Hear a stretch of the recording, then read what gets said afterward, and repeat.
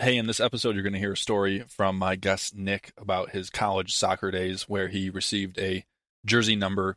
And after this episode was recorded and released, a member of the coaching staff reached out to me and claimed that although Nick may have interpreted his jersey number a certain way, it wasn't an intentional practice by the university. On to today's conversation.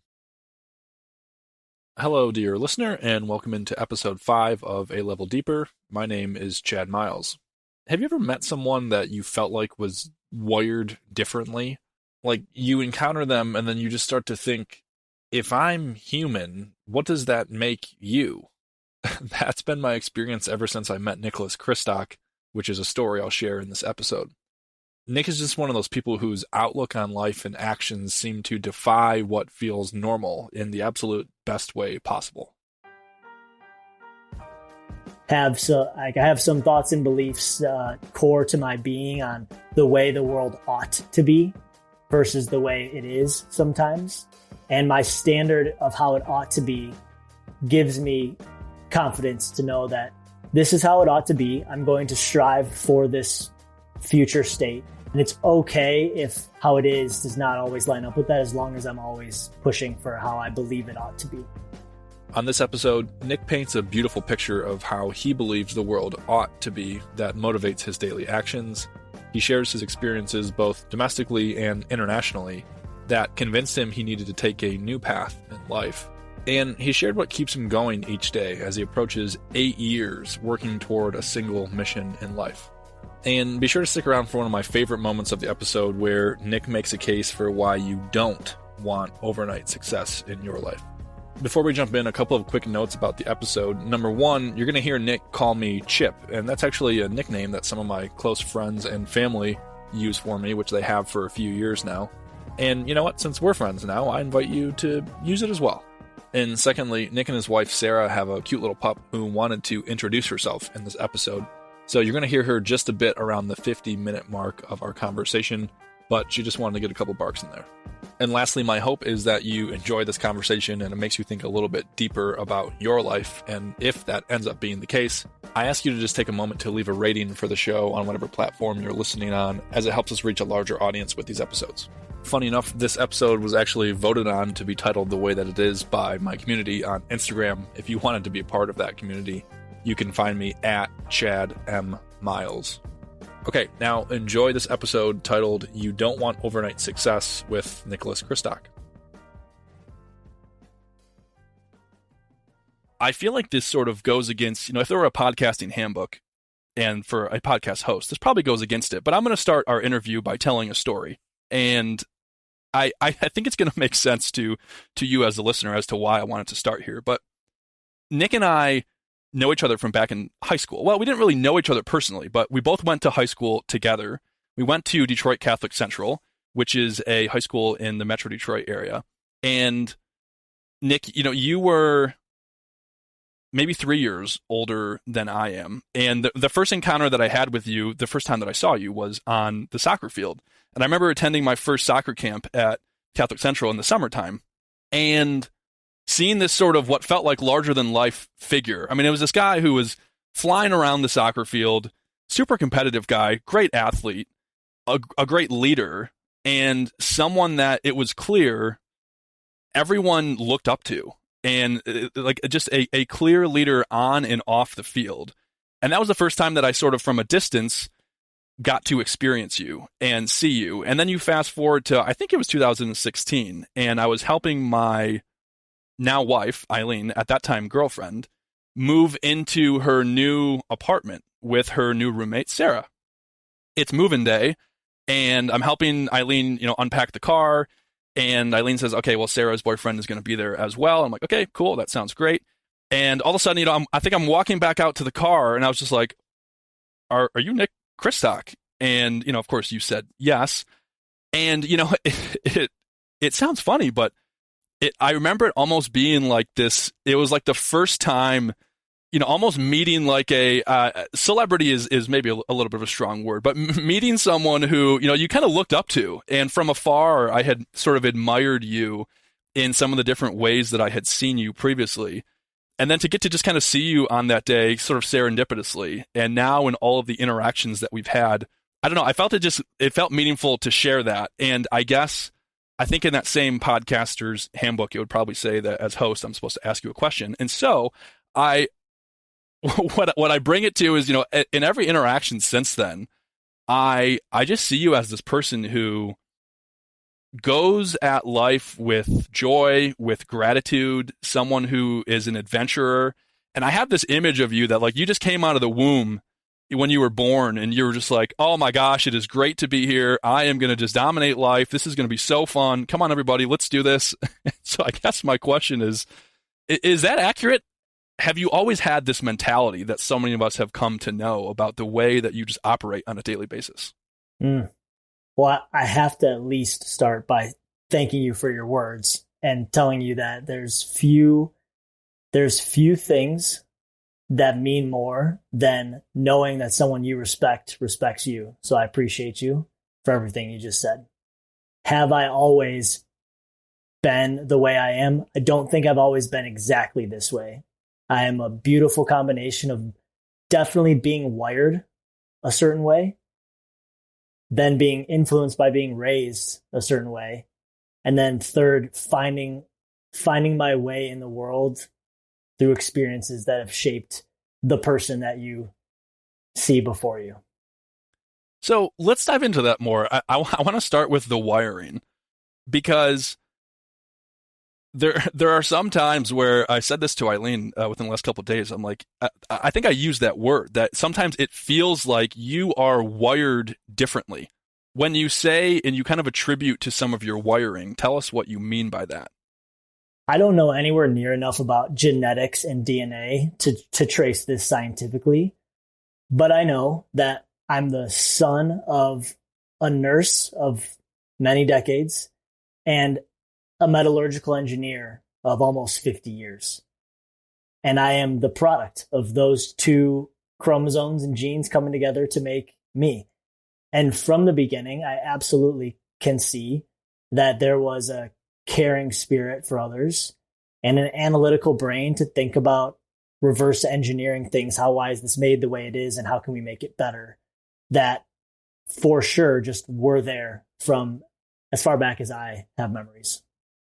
Yeah, and I guess when do you feel like you noticed and could kind of attribute those certain characteristics that you just talked about? When you talk about as far back as you can remember, I mean, when were some of those memories where you could kind of recognize that? I have memories back to the first and second grade. And the memories that tell me that I was wired this way, Chip, is that I have teachers consistently in my head. I remember them consistently telling me, Nick, you ask a lot of questions. Nick, you ask a lot of questions. Nick, that was really nice that you did that thing for that classmate. And in my head, I only knew one way to do things, which was ask a lot of questions and help someone when they needed it. And so my memory goes back to like first, second grade, teachers giving me that feedback and me thinking, oh, dude, well, should I be doing something different? Yeah, I mean, when you received that feedback and that you had that thought of, should I be doing something different? I guess tell me a little bit more about that, because it seems like that was sort of your natural programming, was like, okay, I think I'm supposed to help people and I think I'm supposed to ask questions. And then people start to notice that you're doing that. Was that affirming that you're on the right track, or was there a period of time where you questioned if this was acceptable behavior? Absolutely questioned it for sure, because there's so many actions you're doing as a first, second, third grader that aren't being questioned or aren't being raised in a question. So you're like, okay, I'm supposed to show up to my seat and sit down. I'm supposed to read the selection that the teacher told us to read. But she's only made a comment when I've asked 7 questions about what these 6 words mean and why we're reading this. It's like one of these things doesn't fit, right? And it's, something changed. The script changed when I started doing this thing. Is there something wrong about this thing, or was I not expected to do this thing? And what was your feeling? I mean, did you feel like you were on the right track?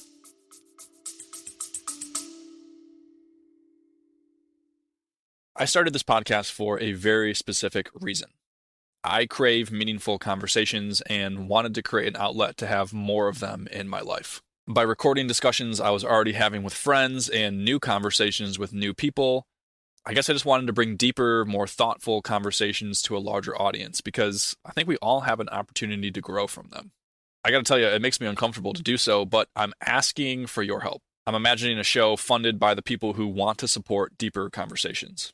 So, for the cost of 2 coffees per month, you can help keep this show going, and as a thank you, get access to some exclusive behind the scenes content that isn't available anywhere else. In the episode description is a link to our Patreon where you can pledge your support and automatically get access to all the bonuses. So, after the show, I'd love if you'd head there and check it out, and thank you in advance for your support. Okay, back to the episode.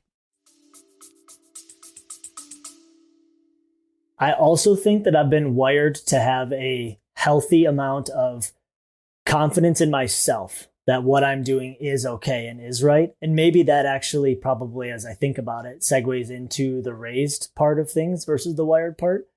But I do think, though I was asking, well, am I supposed to be doing that? I had a quiet confidence that, no, like, I'm pretty sure I'm supposed to ask questions. Like, I'm pretty sure that this is okay.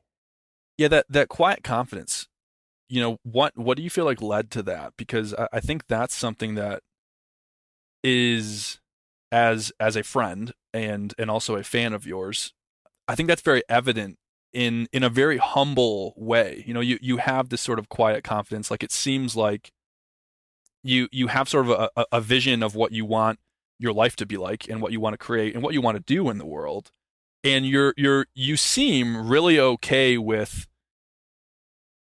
it's not that you don't pay attention, but just being so confident in, like, yeah, this is what I'm going to do. And if that's not what people expect of me or think that I'm going to do, that's okay. Where does some of that come from?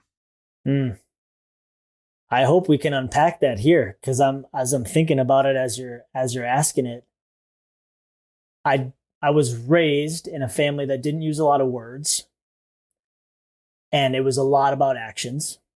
So I'm trying to like dig back into those roots and think about the effects that would have had to contribute to this. I also think that I attribute a lot to my faith and knowing that I do have some thoughts and beliefs core to my being on the way the world ought to be versus the way it is sometimes. And my standard of how it ought to be gives me confidence to know that this is how it ought to be. I'm going to strive for this future state. And it's okay if how it is does not always line up with that, as long as I'm always pushing for how I believe it ought to be.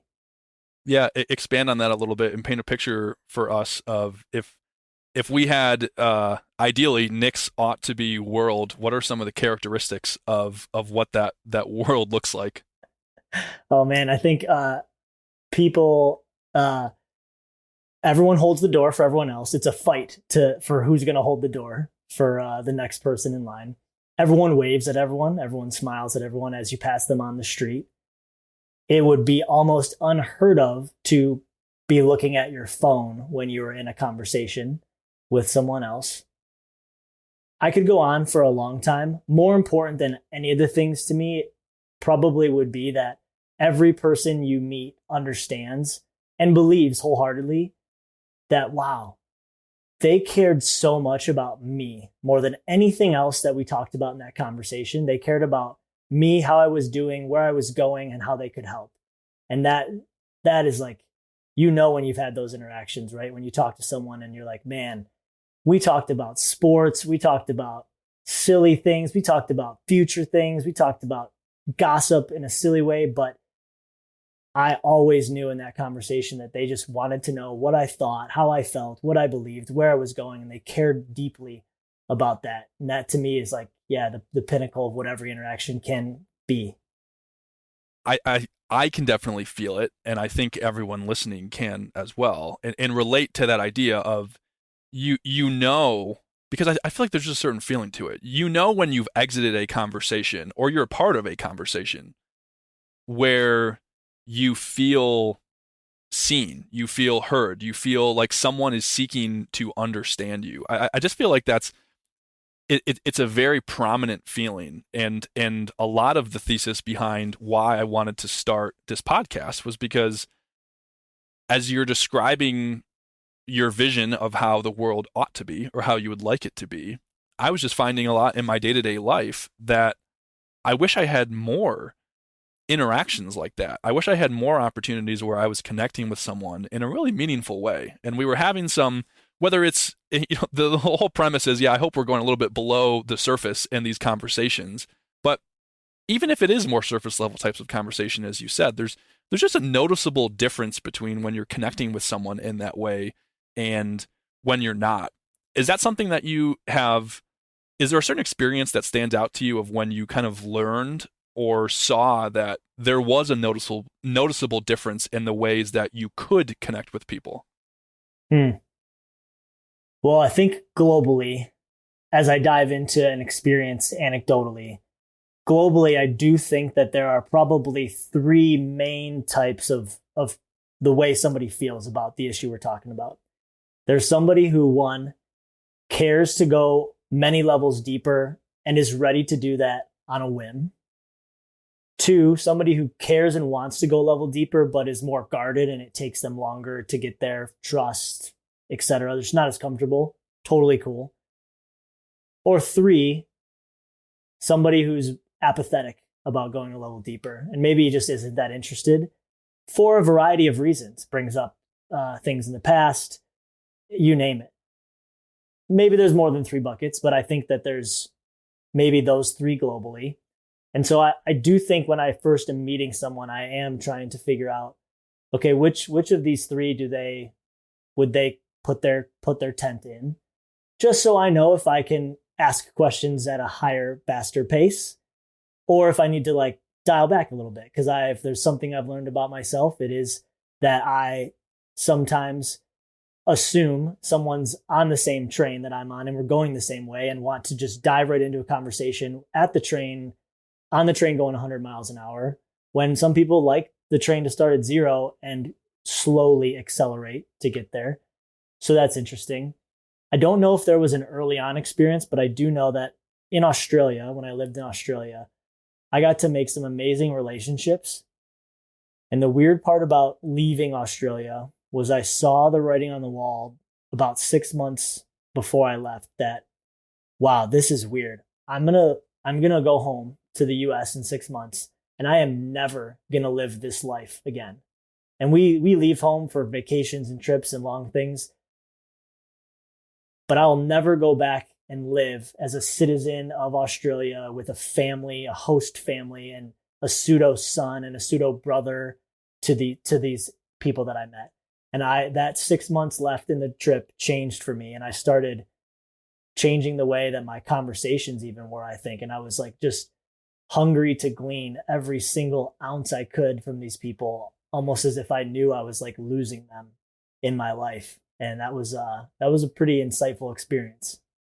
I want to dig in deeper to that. Let's bring our audience up to speed on how you got to Australia in the first place. So I had sort of mentioned, in your high school years, you were playing soccer. Just fill in some of those gaps for us of your athletic career, some of your schooling, and ultimately how you got some of this international experience that was a part of your journey. Oh, the short, quick version is soccer and hockey guy growing up from age 4 up until high school and college. College for me was going to be the University of Chicago or the Naval Academy. And this opportunity to play at Oakland University here in Michigan opens up. I take it. I played hockey and soccer at Oakland University here in Michigan. Never thought that soccer was going to take me past college. And that is like the cliche humble statement to say, but I'll back it up with facts that when I got recruited to play soccer at Oakland, the coach said to me, you'll be great because you'll be able to boost the team GPA. Awesome. Great. Like play a role, right? I get to the locker room on day 1 and all the jerseys, the new gear are there. And I see I got number 28. And I'm like, this is awesome. I've got a number on the team, 28. Surely the numbers are all random. And on the door, the coach had posted a depth chart ranking all the players on the team. And I saw that everyone got a number based on what ranking they were, and there's 29 guys on the team. So you do the math, right? So like, welcome to college soccer. You're number 28 to 29. Went through a rough injury first year, sit out, redshirt, etc. Fast forward to the end, I get to senior season, and I had gotten better, I had improved, but still did not think soccer was going to be anything past college. I get to the end of my senior season, all the opportunities in front of me were things people expected I would do. Working at Quicken Loans or Rocket Mortgage, right? Like these jobs that everyone expected. Oh, Nick's probably just going to go do this because he did an internship there or because he knows someone there. And this opportunity to play soccer overseas opened up. And it was the only door that wasn't something that someone expected that I was just going to fall into. And I didn't know what I wanted to do, but I knew that I could go take this door and go 10,000 miles away to a continent where I didn't know a soul and figure some things out. I get to Australia thinking, okay, I'll sign a 1-year deal. I'll play 1 year of soccer and I'll figure out what I want to do with my life. I got 8 months into a 9-month season. A lot of life doesn't necessarily happen in a moment, but this, I promise you, happened in a moment. I woke up one morning, 1 month left in my first season, thought to myself, I am no closer to figuring out what I want to do with my life, and I have 1 month left here. I had taken so much time, and I never could have prepared myself for how hard it was to build a life from scratch. No relationships, no routines, no grocery store, no like building the whole thing from scratch. That the whole figure yourself out had just passed me by because I had built a life there. Signed a second deal to go again, and in that second year, really got to figure myself out, where I was going, what I wanted, what I thought the world ought to be with the new facts and things I had learned. And came back to Michigan in October of 2015 with it really heavy on my heart to work in the philanthropic space because I had been doing some work in Australia with serving kids in the hospital and our homeless friends in the street. Knew I wanted to work with kids in the hospital. Got this crazy text message from my twin sister who worked in pediatric oncology at the time. Hey, Nick, when you get a second, can you make a blanket for a kid in the hospital? I started asking questions. Next thing you know, Fleece and Thank You is born. And we are coming up on 8 years of Fleece and Thank You next month. So that is incredible. I just want to recognize that for a second because I want to go back to a couple of points that you made. But 8 years of starting something, I think is such a momentous achievement. I mean, and in this day and age when I know for me, people are switching careers and it's sort of easy to change and to do something different. I just want to take a moment to recognize and congratulate you on 8 years because I think that that's really admirable. And it's been awesome to get to see some of that, whether it's from a front row seat or, up in the bleachers. It's been cool. But you use this term figuring it out and figuring yourself out. I want to understand a little bit more about what that meant for you and what that process looked like, because that's been a noticeable theme in some of the conversations that I've held with Paul Scheer, who's still in his late 20s. And he talked about, this idea of thinking that he's going to figure it out maybe later on in his life. I just hosted a conversation with Renee Chevrier, and she talked about this idea of thinking that by her mid-30s, she might have it all figured out. So you mentioned figuring it out as well. What did that look like for you? I believe that every human, when you strip off all the layers, acknowledges that they've either found or are yearning to find like their purpose, their purpose for the life that they get on this big round planet with 7 billion people. And it's one thing to have found it. It's a second thing to think you know it and to be searching for it. And it's a third thing, maybe again, the apathetic bucket, to say life's just maybe I don't know, don't think about it as much, which is okay, right? So I think figuring it out for a lot of people, what they really under the subtitles actually say, like, I think I'm trying to find what my purpose is and what I'm meant to do with this chance that I've gotten. And that for me was always underneath the figuring it out, even when I didn't realize that that's what I was trying to do. As you were looking for that purpose, you talked a little bit about how that translated to Fleece and Thank You, but what did you find? It's funny because when I first started Fleece and Thank You, and I don't know how many people know this, but I didn't think it was going to be a, 8 to 10 year type of thing. I just knew there was kids in the hospital that didn't have blankets, and I thought it was wild that one of the best nurses around in one of the top hospitals in the country didn't have enough of something she needed, and just started asking, okay, well, how many does everybody need? Okay, you all need 30,000 in Michigan? Great. Like, surely we can just make a system and organization that makes 30,000 blankets a year. How hard could it be? And I'll figure out what I'm supposed to do with my life. I can get this set up, no problem. Then I'll figure it out. And there's so many good stories of things that were thrown in my way that really tested that notion of, is this a long-term thing or is it a 1 month thing and fizzle out at the beginning, that I look back on and just think, wow, what an indicator that I might not even have realized at the time. What were some of those things? Oh man, I wanted to work for Make-A-Wish so bad. That was all I wanted in life, was to work for Make-A-Wish. I applied for every open Make-A-Wish position across the country when I got back, wish granters, and I would have opened the door for Make-A-Wish, whatever they needed, would have cleaned the toilets. And I just got rejection. And about 5 months after starting Fleece and Thank You, I had already made a relationship with the CEO of one of the Make-A-Wish chapters in a state. And they called me and said, hey, Nick, we've got an opening. I think you'd be great for it in our corporate relations and development side of things. And I said, it was a Friday, and I said, like, can I take the weekend just to think about it? And I looked back and I was like, man, in 5 months, here's what we built with Fleece and Thank You. No, I think we got to keep going. And I called Make-A-Wish on the Monday and just said, I've got to see this through, because we've built something special, and like, there's momentum, and I can't walk away from it. 3 months after that, so my 8 months into Fleece and Thank You, I got one more call with one more position from them. I had the same answer, only more firmly this time. And they knew, and I knew, that would be the last, offer at that point in time, that Nick was doing this thing. But it was a true test. It was a true fork.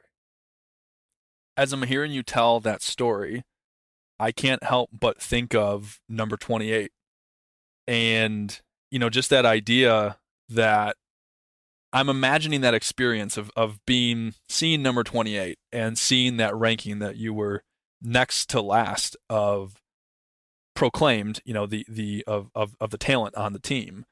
I've just got to imagine that created some kind of, call it a chip on your shoulder, call it whatever you would like to call it, but some sort of mentality that, I'm going to bet on myself and I'm going to prove people wrong. And that led to the opportunity to go play soccer at a professional level overseas. So I think the writing on the wall there was that was a successful endeavor, and that kind of betting on yourself. But do you feel like that number 28 story sort of prepared you for this idea that I'm going to keep betting on myself, even if the cards seem to be stacked against me? For sure, that principle was ringing true. And I think the lesson that I was taught during that, I'm still taught, and that someone listening can take, is there's almost always a path to where you want to go. When I got number 28 of 29, if my path was to be number 5 in the end, like, there was a path there. Was just going to be a little longer than had I started at number 14, but there's a path there for sure. And the sum of any great thing that I have ever been a part of or have ever seen happen has always been 1,000 great things leading up to it. I've never seen an overnight success. I've never seen something magical happen out of nothing, but hours and decades of hard work and consistency and endurance. And that, to me, is the crowning theme of what I've learned in life. It's like, keep going, just keep going, be consistent. And you'll look back one day and think, man, 8 years, that's a lot of days. That's a lot of minutes. It's just a lot that added up to that. It's never happened overnight for anything that I've seen, but I'm one speck on this 7 billion speck planet. When I think of this idea of there's no overnight successes, it feels like I'm always canoeing upstream, so to speak, in that I hold that belief as well. That's been my experience, is that anytime I've achieved what is considered success, or I would consider something that is, progress on the path that I'm trying to be on, I've always noticed that I can look back and I can find all these little things that happened in my life throughout many years that have contributed to this being possible. However, I feel like we exist in a society where people are often looking for the shortcut, the quick fix, the overnight success. I just wonder if you find yourself feeling some of that same friction that I do.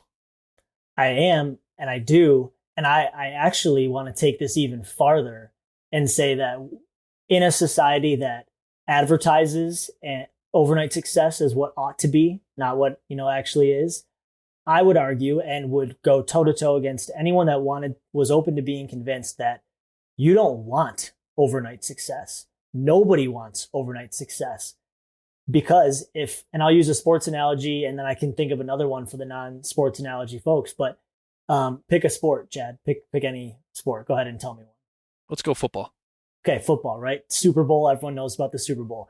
Like, legitimately, if 5 seconds from now, I snapped my fingers and you were standing at half field holding the Lombardi trophy with confetti raining down, yeah, it'd be cool, but it'd be like, I didn't deserve it. I wasn't part of here. There was no journey to get here. You just snapped your fingers and I'm holding a trophy in a field with confetti. Like, it meant very little at that point. But if you worked for 10 years in a career, and the practices and the workouts and the injuries and all that, then you hold that trophy, man, it is so sweet because of the journey to get there. So I would go all the way to say that I would try to convince someone, you don't want overnight success because it will just be so hollow. Do you think the only way of convincing people of that is to have them go through, well, I guess it's just the question of, do you think you could actually convince someone of that? Or is it a personal experience that people have to go through where maybe they seek it for themselves and realize, oh, maybe this isn't something that exists? No, as much as I'd like to be able to convince someone in words of that, there's just no way that you can't get there without living it, seeing it either through yourself or someone that you love very deeply. Yeah, and so, I mean, did you have a personal experience like that where maybe it wasn't the overnight success thing, but, this idea when after college, there were the sort of common paths that you could have traveled, and you decided, I'm going to do something different. I'm going to take a different path. What led you to make that decision? Because I've been faced with that a few times in my life, and the reason that I've developed some of these ideas about what success means and coming up with my own version of success and that idea of overnight success is that I was pursuing some versions of success that I would look at now and say weren't aligned with what I want success to mean for me now, or I was looking for the overnight success kind of thing. So was there something that happened in your life that led to that decision where you said, bye-bye common path, I'm doing my own thing? I mean, the decision to go to Australia was a huge turning point for sure. I mean, talk about giving up a lot of control over what's about to happen. A continent where you don't know a soul, et cetera, all those things. I also think that as someone who is aggressively curious and asks a lot of questions, I would find people that were doing things the way I thought ought to be done, ask them 100 questions, learn the path they took, and then create my own milestones to get there. So the overnight success, the destination was so far away in my eyes, but I could see 100,000 milestones along the way to that destination that showed me that I was making progress toward it. And I'll give you a hilarious example that I chuckle when I think about now. When I was in Australia working with the amazing team at Orange Sky Laundry, the world's first mobile laundry service for the homeless, we brought mobile laundry to the whole country of Australia. It was an incredibly fulfilling venture to be a part of. But I spent some time with the CEO, and one night, it was getting really late and people were leaving the office and he had to go answer some emails. And I legitimately thought to myself, man, that would be pretty cool one day to have so many emails to answer about your organization that you got to do them at the end of the night. And I think about that very often. But in a way, it was like there was another milestone. Like he had a lot of great emails to answer about supporters that wanted to help his mission. And it was just one of 100,000 milestones that I saw along the way. I've got to imagine that you have come to achieve that yourself at this point, where you've probably at least one time, one day, had a few too many emails that you could get to. Is that suffice to say? There's a lot of emails, and I every single one of them, like I'm humbled when I think back to that for sure. I'm always reminded that Nick, you asked for this, and this is a great thing. So you talked about this experience at, I think you said it was Orange Sky Laundry. Was Orange Sky Laundry. Yep. What about that experience convinced you that being in the philanthropic space and the nonprofit space that's it for me? That's my path, and that's what I'm going to go do for the next 8 years as it's been now. It was kind of like the asking questions at school. I was just like, I feel like I'm supposed to, like, this is what ought to be. This is how I ought to spend my time. This is what I ought to be doing right now. I have always found the synapses in my brain to be firing when I can talk to someone or meet someone, learn where they're at, where their desired endpoint is, and help in some way to get them 1 step, 1 mile, 1 earth length closer to it. And the philanthropic space is that every day. It's always meeting new people, learning how you can help them, and using your talents, tools, and treasures to help them get 1 step or 1 universe closer to it. So it just lined up selfishly. And I say this often, Chad, if I loved programming, we would not be in this conversation. I would be behind a computer all day coding like there's no tomorrow because I loved it. Selfishly, I love learning where someone's going and helping them get there. And the philanthropic space is a really, really cool way for me to selfishly scratch that itch. As you sit here 8 years from starting Fleece and Thank You, talk to me a little bit about has the journey, sort of lived up to this expectation that you had when you were thinking 8 years ago, I want to go into the philanthropic space. How has the actual experience compared to what some of your expectations were? I'm sure so many people have learned that you could never script, right, the way life goes. And if I were to ask you the question of how has the journey of living in a van for as long as you have compared to your expectations, you'd just start laughing, right? You'd be like, oh my gosh, I never knew the half of it, right? I had no idea what was going to happen. I had no idea the good goods and the bad bads. Now here you are so many months after it. Here I am so many years after starting Fleece and Thank You. Like it all happened the way it was supposed to happen. I learned the things I was supposed to learn when I was supposed to learn them. And any expectation I have at this point, I've laughed off because I was so far from what the journey was going to be like. Which, from my perspective, all of those experiences of your expectations being so far off, I guess it's always easier after the fact to look back and sort of laugh and smile and say, A, it's funny that I thought that it would go so smoothly or that I thought it would go differently. But B, those end up being so many of the, I think, from my perspective, rewarding learning experiences that make these unique paths, I think, so much more rich and enjoyable. Have you felt that as well? For sure. You're touching on a point that is a big unanswered question in my mind, which is, can you ever really know what you've got when you've got it? Can you ever really know what you're in when you're in it? And you can think of any nostalgic memory of, if I could go back and tell myself at this age, this wisdom that I learned, like, would you receive it? Would you even know how to process it? Or do you actually know it because of the things and you had to go through the things, right? And that's very in the sky and grandiose, but that principle to me is really fascinating, that can you ever really learn before learning, I guess is the question I'm asking. Yeah, as I think about that for myself, kind of for the first time, I feel like that answer would be no, of course not. And I do feel like there's this element of, this idea of like, you can't necessarily know what you have. I've been having some conversation recently about, this idea of, I guess just like trusting your gut.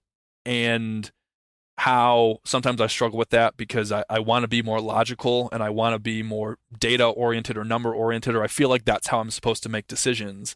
And I guess I just wonder if you resonate with this idea of, because it seems like you have followed your gut of what you were supposed to be doing. And I guess that's just what I thought of when I heard you say, do you know what you have before you have it or as you're going through it? And my experience has been there's something that kind of is signaling to me, at least, saying, I think you might have something here. I think you're on to something here. Has that been your experience? Yeah, for sure. And I think that's super valid that your gut can scream green flags to you along the way to your journey of learning the thing you need to learn or the experience you need to experience. And you look back and think, wow, I'm so happy I stayed in it that day, took that email, took that meeting, didn't take that other meeting, whatever it is, all those things leading you to learning the thing. And at the heart of it being, you can't learn the thing without doing the learning. And your gut is a really strong muscle along the way to help you keep doing the learning to learn the thing.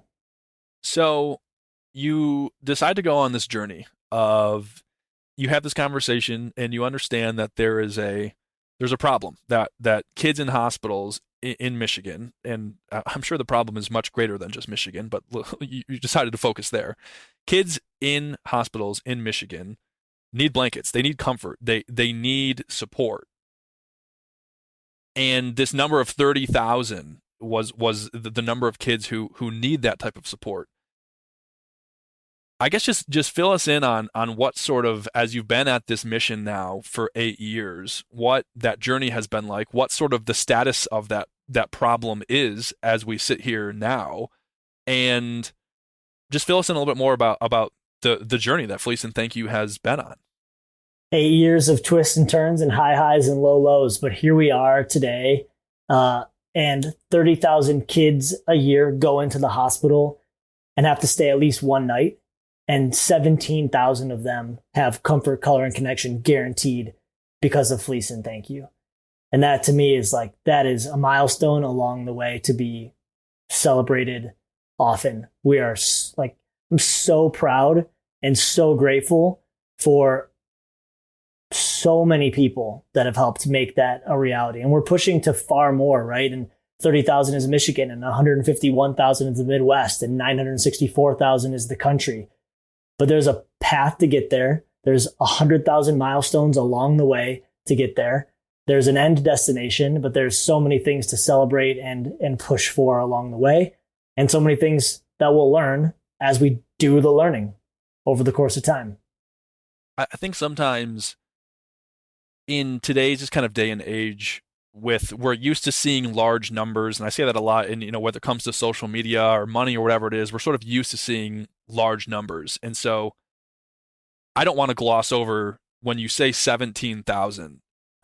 I have gotten to experience some of the process and a lot of the behind the scenes to actually make one of these 17,000 blankets and be able to record a personalized video message that gets attached to one of these 17,000 blankets.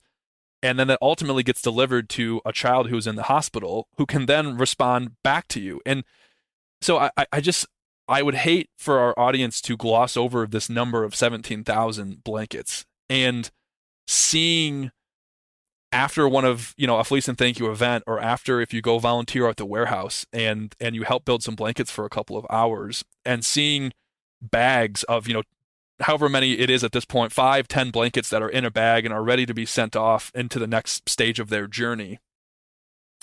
Physically and tangibly seeing that, I just think has been such an incredible experience. And again, I just want to applaud and congratulate you and the entire organization. That I think that's such a meaningful progress that you've made over this 8 years.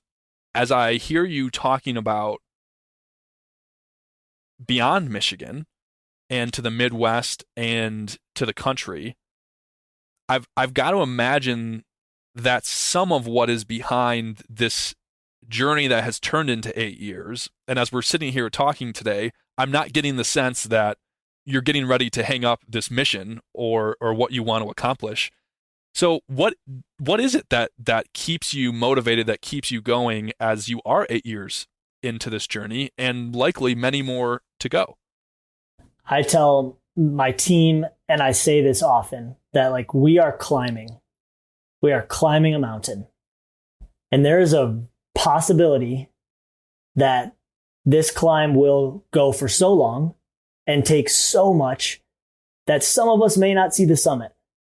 But if you knew that you were not going to see the summit, if you knew that you were a climber to help us get closer, but might not be at the summit, would you still climb? And I would still climb every day. Absolutely. Sign me up. It's so worthy of a journey, in my opinion, to advance the climb forward towards the summit, whether I get to see the summit or not, or whether at a certain point I'll reach back and grab someone by the hand and push them up and give them the good old rock climbing friend shove up the mountain more and say, carry on, carry on. Like I would sign up every day to climb, even if I knew it wasn't going to be at the summit, because it's such a worthy endeavor to be part of getting to the summit. As you say, it's such a worthy endeavor of getting there. What about the endeavor in particular have you found to be so worthy, to be so inspiring, to be something that keeps you going? The worthy part to me is I think there is a very real power in guarantees in life. And in a life where so much is not guaranteed, maybe nothing. You could argue nothing's guaranteed, but for the most part, we're guaranteed that the sun will rise tomorrow when we wake up and it will set tonight when we go to sleep, right?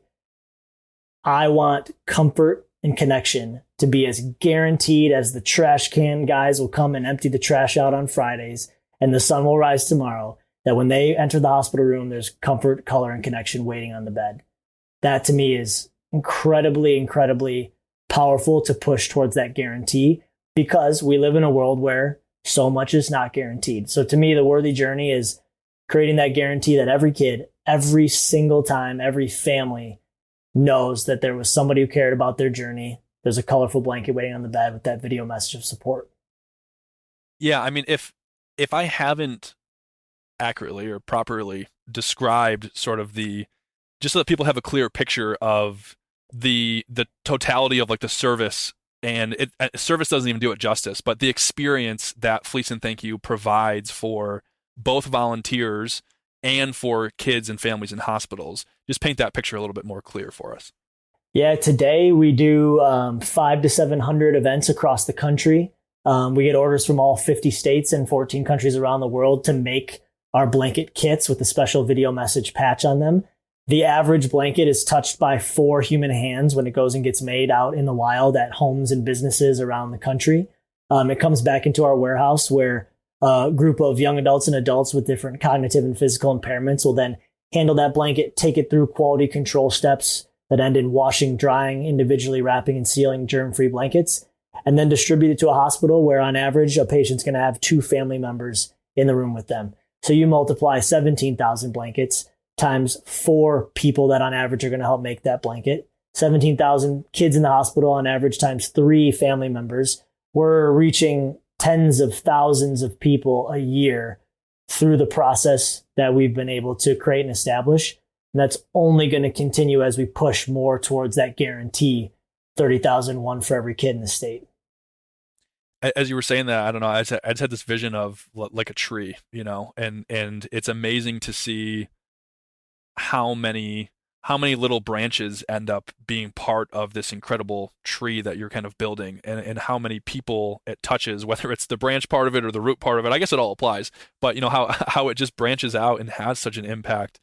I mean, just to share briefly some of my personal experience, any Fleece and Thank You oriented event that you can go to, or if you get the incredible opportunity to go to the warehouse directly, there's just a few things. You mentioned the word guarantee, and I agree with you. There's not many guarantees, but if Fleece and Thank You is involved, and then I say this as a reflection of you personally, you're as close to guaranteed as possible, that it's going to be a fun environment. It's going to be a caring environment. You're going to be surrounded by people who have big hearts and are in it for the right reasons. And so I just encourage people to, if you have the opportunity to either personally get involved and to physically show up to an event, or to, help the organization financially or in a different way, consider it my sort of stamp of support that this is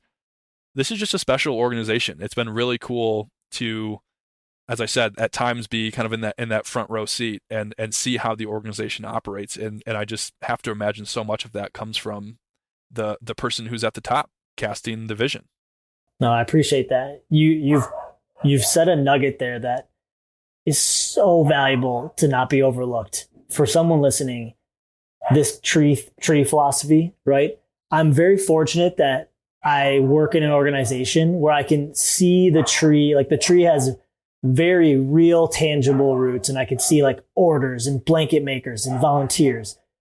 But what if we all looked at whatever life we're leading with the tree lens?